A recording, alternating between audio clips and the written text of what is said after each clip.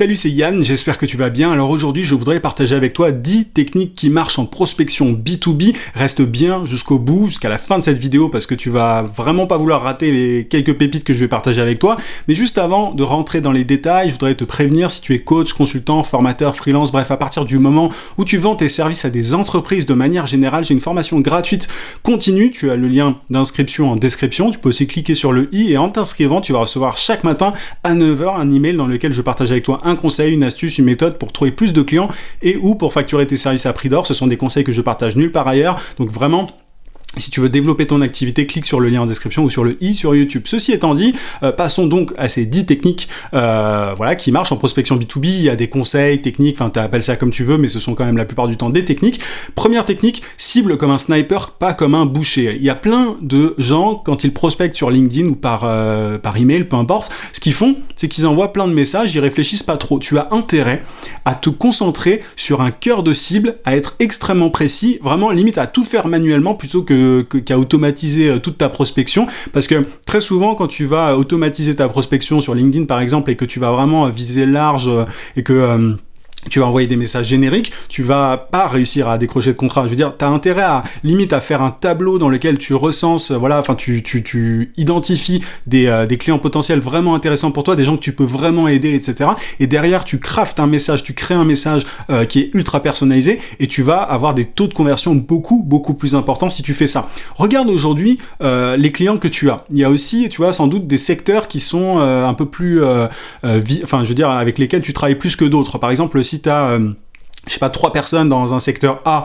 une personne dans un secteur B et une personne dans un secteur C, tu as un indice qui montre que le secteur A aime bien profiter de tes services. Donc qu'est-ce que tu vas faire ? Tu as beaucoup plus intérêt quand tu vas sur LinkedIn ou ailleurs, tu as beaucoup plus intérêt à t'adresser aux gens du secteur A, tu vois, au lieu de viser absolument tout le monde.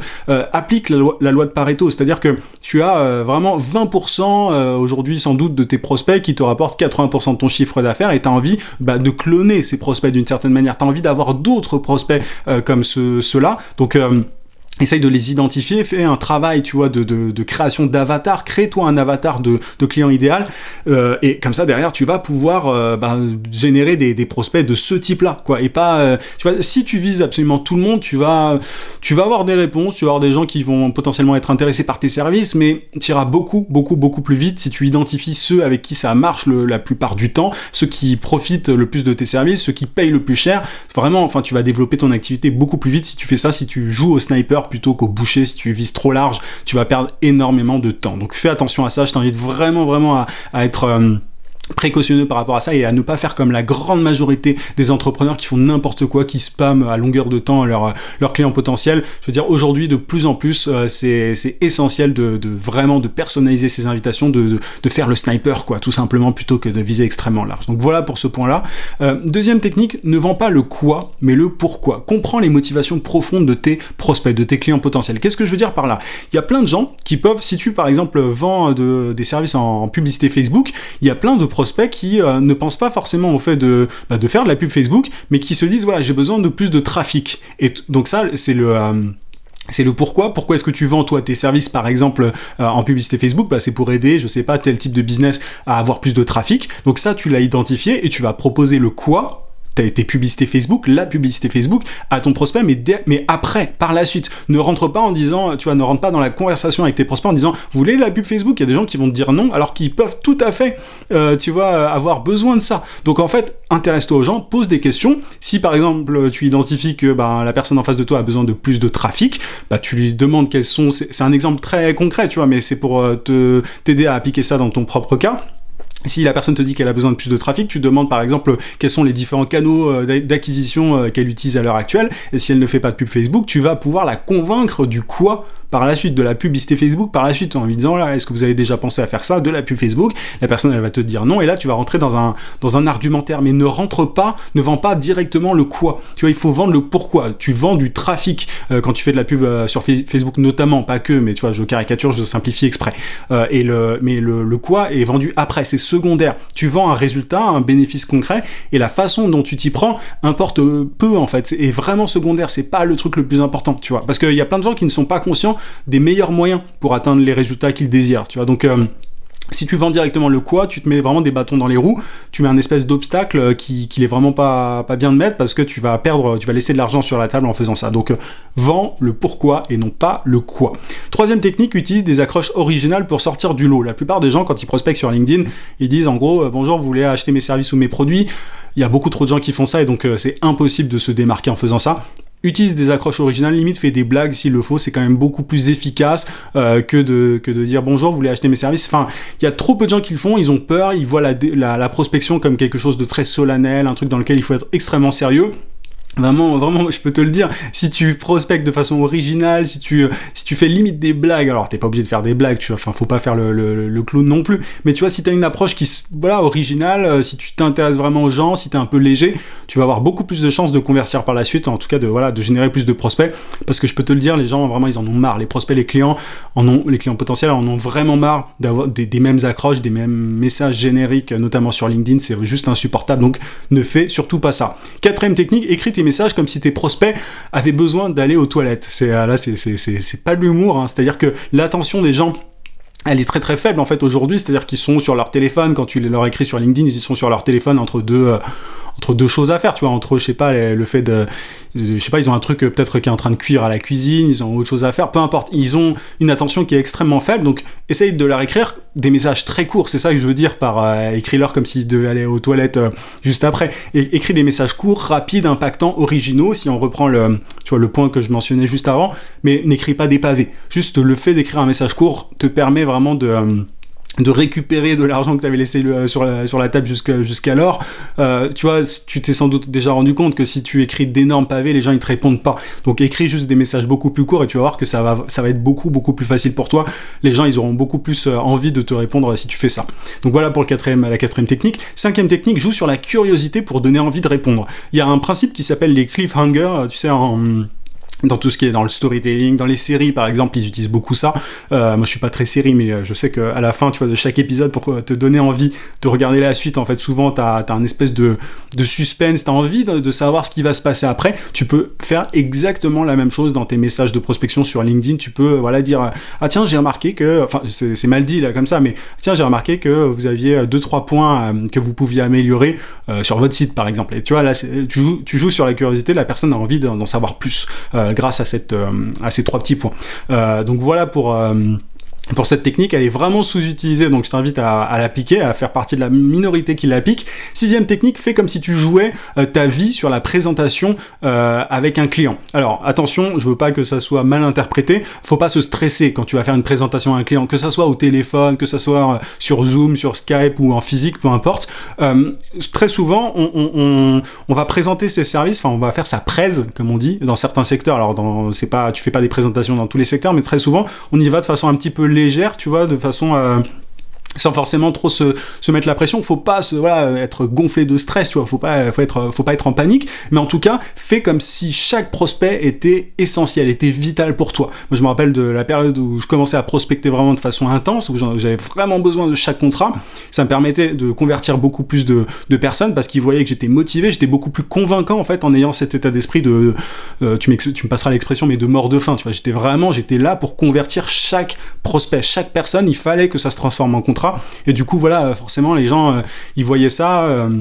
Ils avaient beaucoup plus confiance. Enfin, quand t'es beaucoup plus convaincant, tu vois, quand il va avec cet état d'esprit-là, ça se voit, ça se remarque. Et du coup, c'est vraiment profitable sur le long terme. Mais ne va pas, tu vois, je me rappelle quand j'étais dans la pub où on faisait des présentations chez le client, j'étais dans une petite agence au tout début, à mes tout débuts, après, avant de passer dans de plus grosses agences, mais dans la petite agence dans laquelle j'étais notamment, j'allais aux présentations et c'était un peu léger, tu vois. C'est-à-dire que je jouais pas ma vie, on allait presque prendre des cafés avec les clients, tu vois. Et là, il faut vraiment que tu te mettes dans l'état d'esprit, ce prospect en fait doit devenir un client. Donc mets-toi un peu de pression, mais pas trop. Ça c'est important parce qu'il faut quand même que tu gères bien ton truc. Tu joues pas ta vie, mais fais comme si c'était le cas, tu vois. Dans l'idée en tout cas. Septième technique, laisse tes prospects parler. Alors c'est la septième, ouais c'est ça. Laisse tes prospects parler, écoute leurs besoins et ne donne pas trop de détails en fait sur ce que tu fais. Si tu donnes trop de détails, tu vois, dès le début de la conversation sur ton service, etc., tu te mets des bâtons dans les roues. Écoute d'abord tes prospects, écoute leurs besoins, leurs envies, enfin voilà, écoute-les. Il y a trop peu d'indépendants, d'entrepreneurs qui écoutent leurs prospects. Souvent ils vendent, tu vois. C'est vraiment pas ce qu'il faut faire, et plus tu vends et plus tu donnes de détails, plus tu te mets des bâtons dans les roues. Donc écoute tes prospects, et à la fin seulement tu vas pouvoir présenter ce que tu as à présenter, mais sans trop rentrer dans les détails. Notamment, il y a plein d'entrepreneurs qui utilisent du jargon et tu vois, des termes techniques qui rentrent dans les détails. Ça c'est vraiment fatal, et tes prospects, s'ils sont pas techniques, s'ils sont pas dans le même domaine que toi, ils comprennent rien à ça, ils ont pas envie de comprendre. T'es pas là pour leur parler de technique, donc écoute-les, essaye de démontrer que ton service peut répondre à leurs besoins, mais sans trop rentrer dans les détails par la suite. 8e technique, appuie sur les douleurs lorsque tu parles, utilise des phrases pour que la personne se projette. Alors, il y a toute une façon, tu vois, d'aborder... Enfin, quand tu parles au téléphone, par exemple, il y a toute une façon de faire, il y a toute une méthodologie. Moi, j'ai fait des formations notamment sur le sujet, mais il y a toute une façon de faire pour convaincre la personne. Il y a des termes, tu vois, par exemple, à utiliser. Imaginer que l'on collabore ensemble. Tu vois, là, tu aides la personne à se projeter. Si vous ne changez pas ça, ça va empirer. Tu vois, là, tu appuies là où il faut pour que la personne ressente bien que, si elle améliore pas sa situation, c'est un peu galère. Enfin, ce que la plupart des gens font, ça aussi, c'est une phrase un peu clé que tu peux utiliser. La plupart des entreprises, par exemple l'e-commerce, ce qu'elles font, c'est ça, c'est une grosse erreur, tu vois, enfin si tu as remarqué quelque chose toi dans ce secteur-là, tu peux donner cet exemple de la majorité des e-commerce qui font cette erreur. Comme ça, ton prospect en face, il a envie de faire partie de la minorité qui ne fait pas l'erreur. Tu vois un petit peu. Il y a plein de techniques comme ça, de phrases à utiliser, mais appuie sur les douleurs, voilà, simplement sur les problèmes de ton prospect, et aide-le à se projeter. Et si tu fais ça bien, tu vas pouvoir simplement transitionner vers la vente de tes services de façon assez simple. Mais écoute d'abord, on l'a vu, j'en ai parlé auparavant, et ensuite, quand tu parles, utilise ce genre de technique. 9e technique, mets en avant la perte potentielle plutôt que le gain possible à ton prospect. C'est-à-dire que ne dis pas vous allez gagner X euros grâce à moi, il vaut mieux jouer le truc à l'envers et leur dire grâce à moi vous allez économiser X euros, vous allez récupérer X euros, parce que en fait c'est l'être humain qui est comme ça, on a beaucoup plus peur de laisser de l'argent sur la table, on a beaucoup plus peur du risque de la perte en fait que du gain potentiel. Ça c'est un truc qui est tout bête, mais si tu joues là-dessus, tu auras beaucoup plus de chances de convertir tes prospects. C'est un état d'esprit de préservation qu'on a, j'imagine, je pourrais pas l'expliquer vraiment, il doit y avoir tout un tas d'études sur le sujet, mais joue beaucoup plus sur ça, parce qu'il y a plein de gens qui jouent sur le gain potentiel, qui disent voilà, grâce à moi vous allez multiplier votre chiffre d'affaires et tout ça est très bien, mais du coup les prospects saturent un petit peu de ces messages-là, ils en ont un peu marre, tout le monde utilise ça. Donc si tu fais partie de ceux qui disent voilà, grâce à moi vous allez économiser X euros, vous allez préserver votre chiffre d'affaires, etc., c'est vachement intéressant d'avoir cette approche. 10e et dernière technique dont je voulais te parler, fais en sorte de répondre à toute à chaque objection, à chaque doute de ton prospect quand tu présentes ton service. Moi j'appelle ça boucher les trous. Tu te rappelles qu'on a écouté le prospect pendant un certain temps, et quand tu présentes ce que tu peux faire pour lui, toujours en utilisant les termes, on en a parlé, imaginer, etc., etc. Ce qu'il faut faire, c'est que chacun de tes points doit répondre à une objection, à un doute possible qu'a ton prospect. C'est-à-dire que s'il a peur que c'est trop cher, il faut que tu répondes à ça, tu vois, en disant par exemple que t'as que le paiement est possible en plusieurs mois. Ça c'est un exemple. Mais en gros, chacun de tes points lors de ta présentation doit répondre à une objection potentielle. Et parfois, ces objections ne vont pas être formulées par ton prospect.